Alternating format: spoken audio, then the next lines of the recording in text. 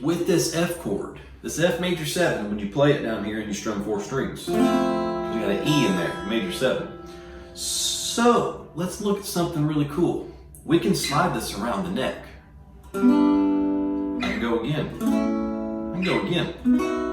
So this shape of F major 7, 3 fingers, I can move it anywhere on the neck, and it's a chord.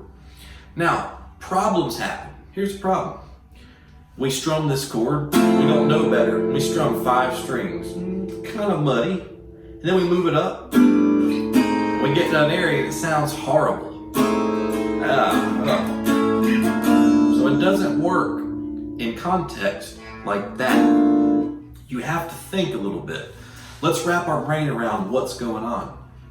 If you don't understand anything so far, check out video 1. I'm going to explain what notes are in this F chord.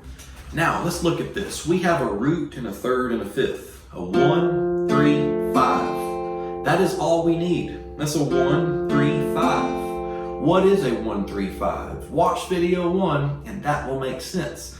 So now that we know, we have a 1, 3, 5. That's a movable chord. Movable major chord. Now we have to do a little bit of homework. We need to learn something. You may be getting well acquainted with the notes on the E string and the A string. You play chords like G. You might play bar chord A. You might be experimenting up the mountain here. But we need to learn the rest of our notes. We need to learn the notes on our D string. So if I know this is an F note, that's my F chord. When I move up 1/2 step, that's an F sharp. But I only want to focus on these 3 strings. Where my fingers are touching is what I'm picking. If I move up again, that's G. G sharp. A sharp. So by applying, knowing the musical alphabet, I'm just going up 1 string, ascending 1 note at a time, but I always know what chord I'm playing. So the simplicity of this mindset is this shape, my friends, never changes. I can move this anywhere as far as I can go. And the note that makes this chord is this finger right here. That's our root. That's the lowest tone in this shape.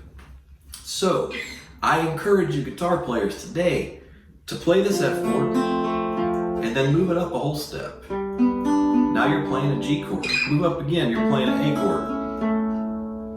That is a really cool thing. You can use these chords today in your playing, and you can come up with really cool music. And get a partner, get a friend, have them play a couple chords down here, and you play those chords up the neck, and together you can have a lot of fun.